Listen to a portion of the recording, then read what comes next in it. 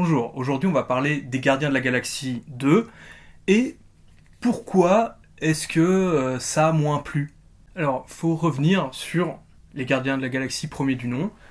La phase de Marvel, généralement, c'était un peu les films préférés de la phase Marvel et les gens se disputaient un peu, entre guillemets, se disputaient sur lequel était le meilleur film entre Captain America The Winter Soldier et les Gardiens de la Galaxie. Bon, il y avait certaines personnes qui préféraient Thor 3, mais je parle pas du film des Avengers, hein, qui pour moi est un peu l'espèce de bonus de fin. Je parle des films qui constituent la phase avant l'apothéose. Moi, je faisais partie des gens qui préféraient Captain America Winter Soldier,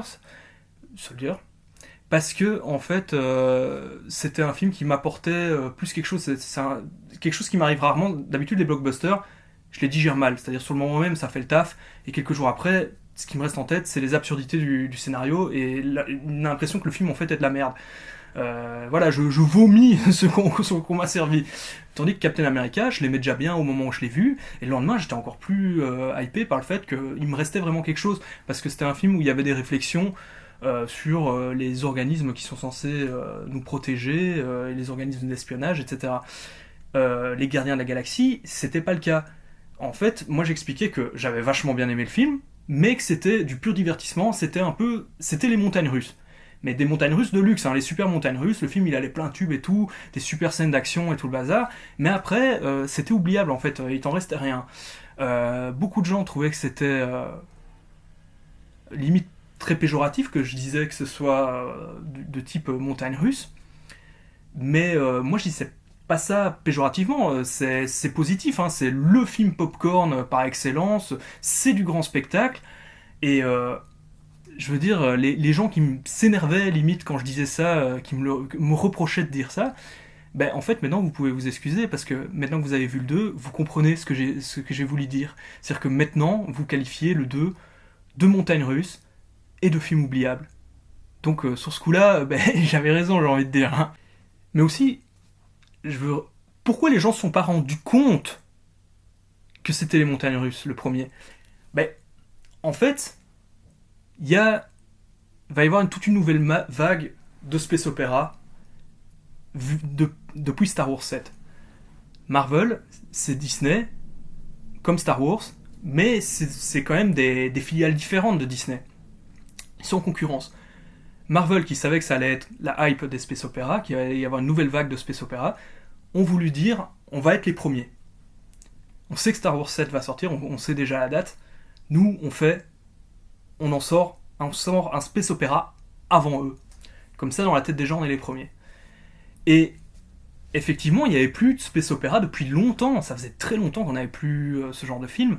Et donc, les gens, déjà, ils étaient contents rien que le fait qu'il y ait un space opéra. Parce que dans les années 80, il y en avait plein. Star Wars, ça a baigné notre enfance. Les gens sont fans de space opéra et il n'y en avait plus. C'est un peu ce qui avait bien servi au film Les Chroniques de Riddick. Parce que qui était arrivé à un moment où il n'y avait plus de space opéra. C'était un film qui tombait au bon moment, parce que finalement l'histoire n'était pas si terrible, c'était assez simpliste. Vin Diesel jouait extrêmement mal dans ce film, c'était le visuel qui avait de la gueule, et certains méchants étaient exploités d'une chouette manière. Il y a cette espèce de...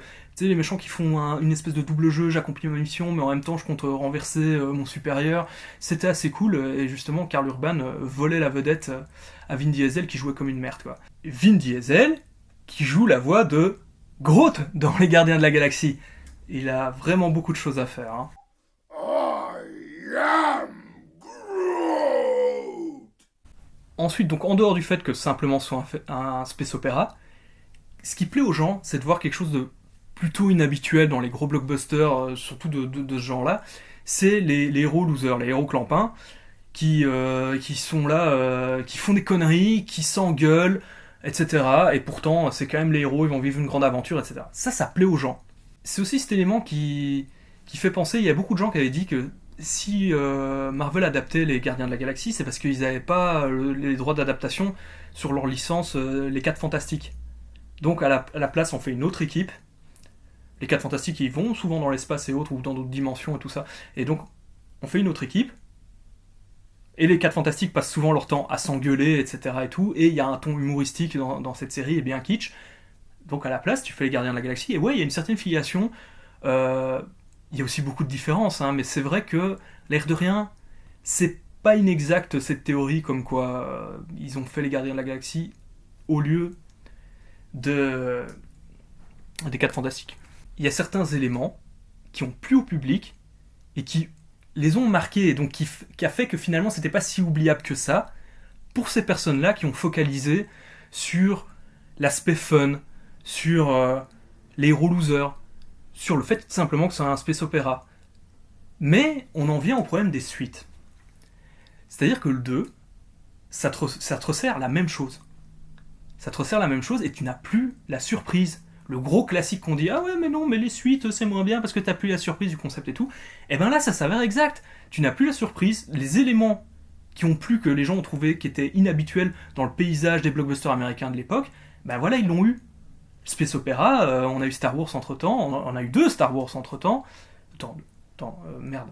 Non, Rogue One il est sorti. Je sais plus.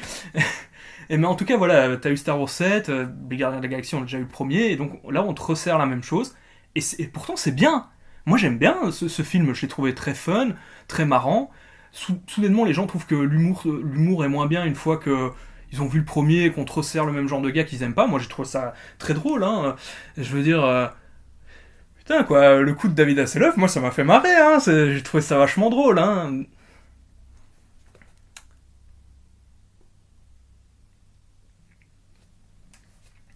Et donc on te dit toujours que soi-disant pour faire une bonne suite, tu refais la même chose, mais tout en plus gros. Plus, le mot c'est plus, plus, plus. Tu fais dans la surenchère par rapport au premier. Ouais, mais ça. C'est vrai, c'est pas mal, mais ça change rien au fait que tu n'as plus la surprise.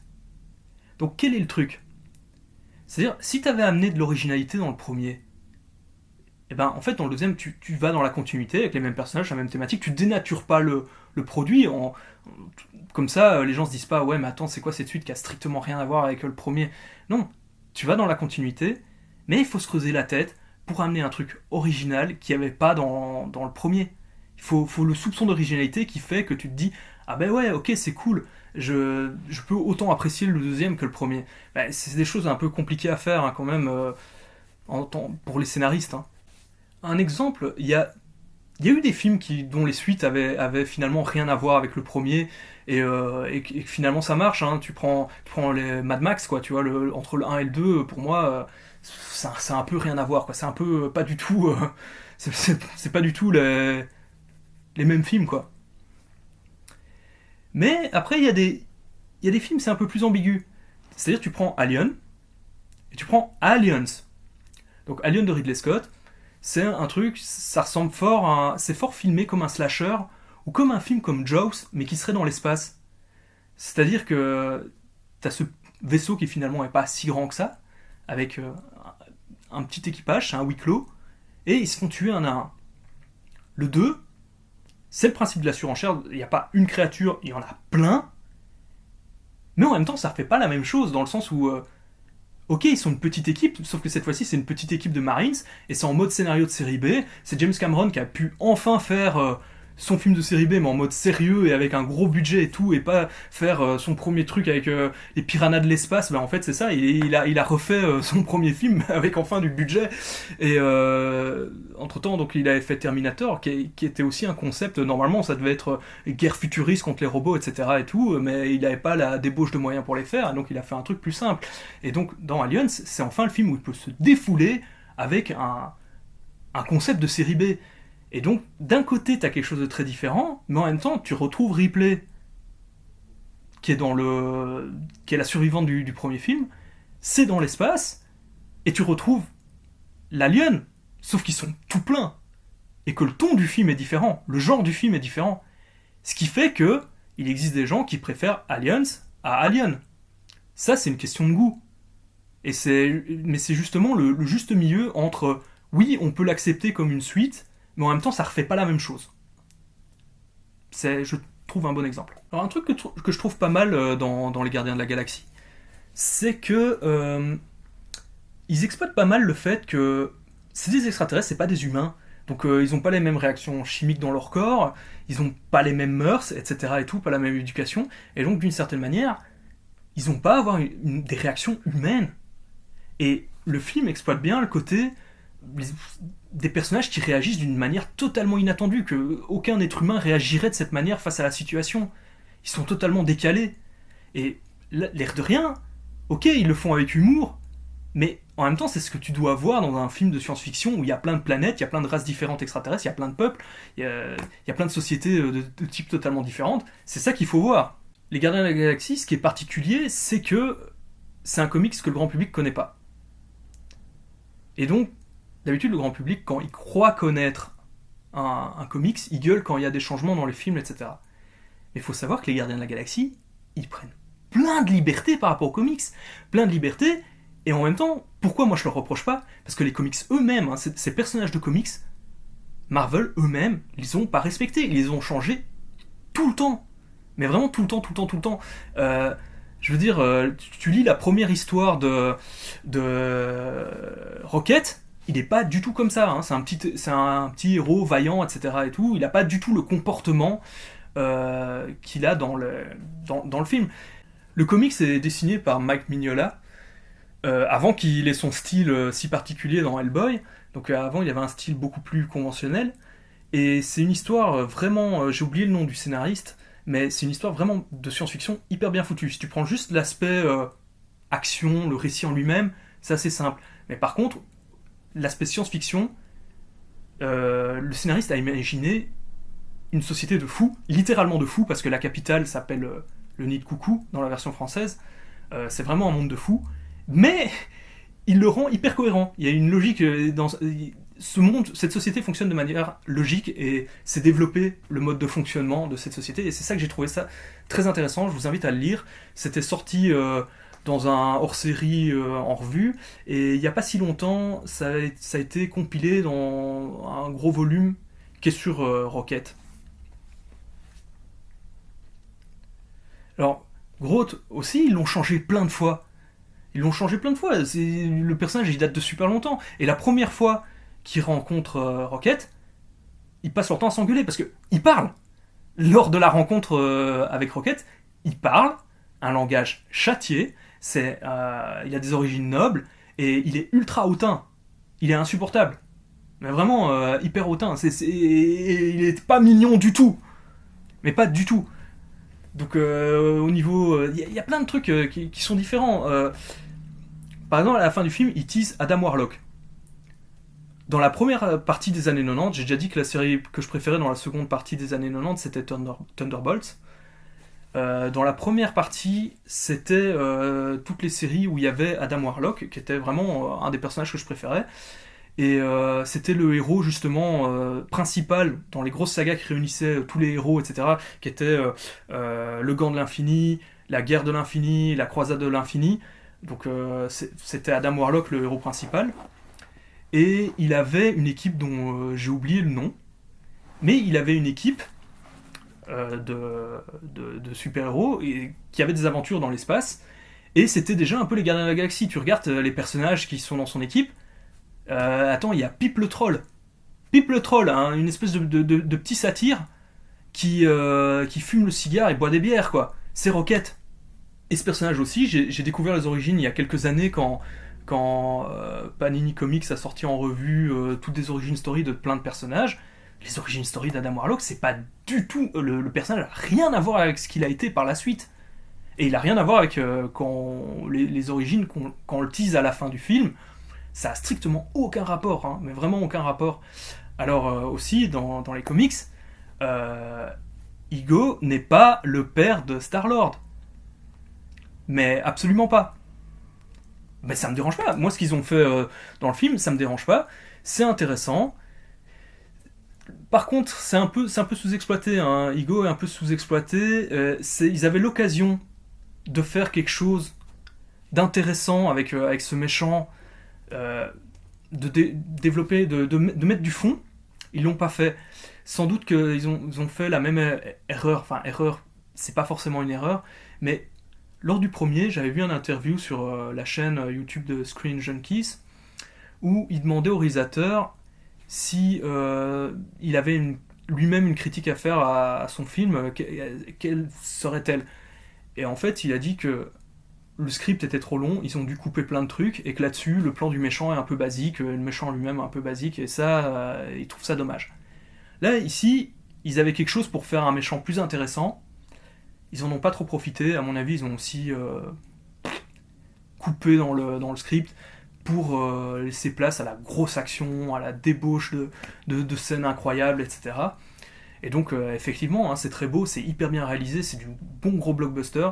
Par contre, en quoi est-ce que c'est oubliable? C'est que dans Les Gardiens de la Galaxie, même si c'est hyper bien fait, il n'y a pas de scène au niveau technique, en tout cas au niveau de la réalisation, il n'y a pas de scène qui va te dire ah ouais, ça c'est un nouveau tournant dans le cinéma, cette scène-là, comment elle a été faite, ça va être revu dans plein d'autres films, etc. Et tout. Non, en fait, d'une certaine manière, c'est académique. Du très bien fait académique, hein, c'est scolaire, tu mérites la cote pour le travail effectué, le réel il mérite une super bonne cote, mais ça reste que voilà, d'un point de vue artistique, t'as pas révolutionné le monde du cinéma, quoi. Alors, de ce réalisateur, moi je vous conseille un de ses premiers films, c'est peut-être son premier film, j'en sais rien, mais il avait fait un film pour Troma qui s'appelait Roméo et Juliette. C'est une version complètement barrée, gore et humoristique de Roméo et Juliette, et c'est vachement pas mal, et le narrateur de l'histoire, c'est Lémy, Feu Lémy, rest in peace. Et il a fait un autre film qui s'appelle Super, avec un vigilante un peu con, où il y a une scène où Ellen Page viole le héros. Donc si vous voulez voir une scène où il y a une femme qui viole un mec, sans utiliser de flingue ou quoi que ce soit, ni rien, et ben en fait, je vous conseille ce film.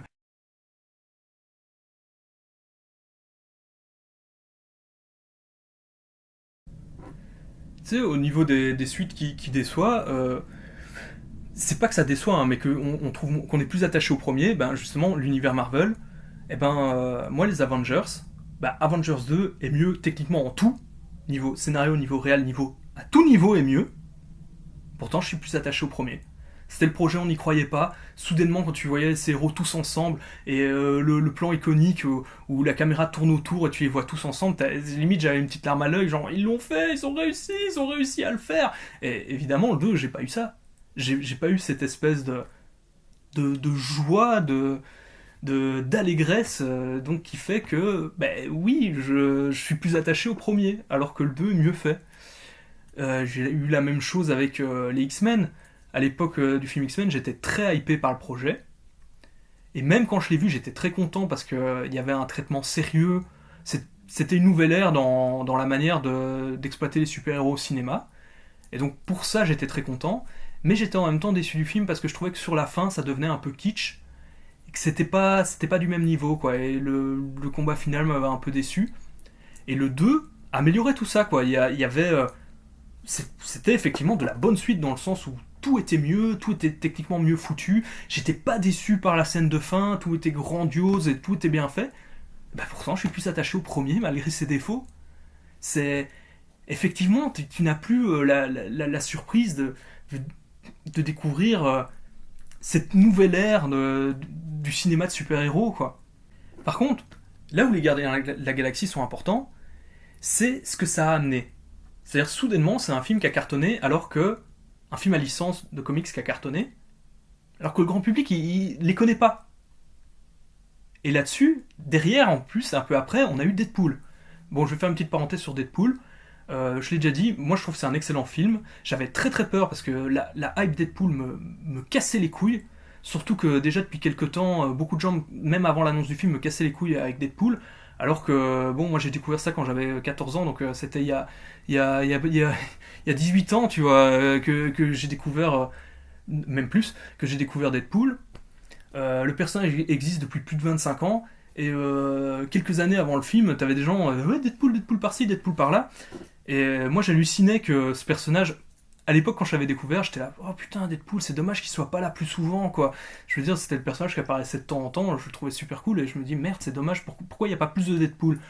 Plus tard, quand il a eu sa propre série, j'étais un peu sur le cul, genre putain quoi, Deadpool il a sa propre série, mais je suivais plus l'univers Marvel, donc je savais pas trop ce qu'il en était, et puis soudainement je suis tombé sur des comics et j'ai fait ah ben merde, il aurait jamais dû avoir sa série. Soit c'est moi qui ai vieilli, soit c'est... Et en fait je me suis rendu compte que c'est pas moi qui vieillissais, c'est que ça dépendait d'un scénariste à l'autre.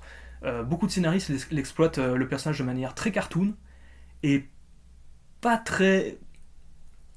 Enfin c'était un personnage, il y avait de l'humour, mais c'était quand même assez sombre, les scénarios avec Deadpool, un petit peu violents et autres. Et ça a un peu disparu de pas mal d'histoires de Deadpool qui sont trop cartoon, qui sont trop comme The Mask, comme le film de The Mask.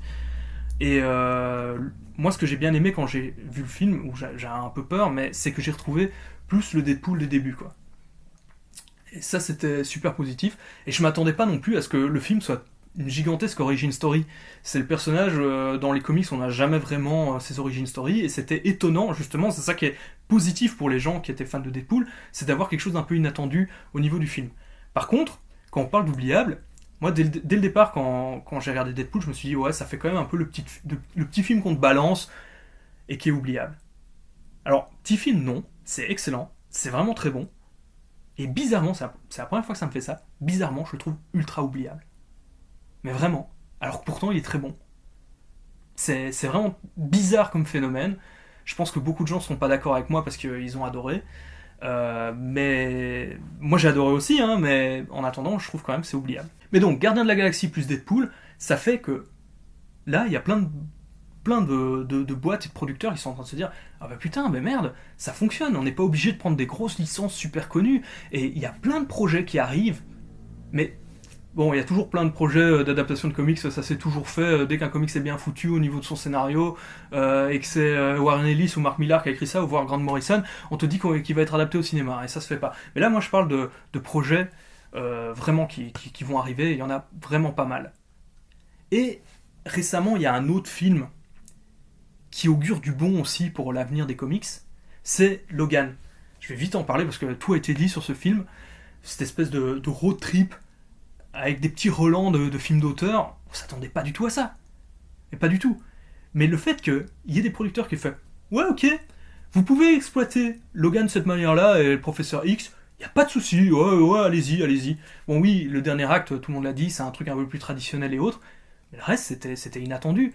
Et voir des trucs comme ça au cinéma, c'est comme si on t'adaptait The Dark Knight Returns de Frank Miller ou Superman Red Son. Hein. C'est un peu des scénarios qui sont ces espèces de, de spin-off, de scénarios un peu hors série, où on t'exploite les personnages, mais pour un public adulte, et où un scénariste réputé vachement bon de comics va se défouler et faire vraiment une histoire qui envoie du lourd, avec les personnages, etc.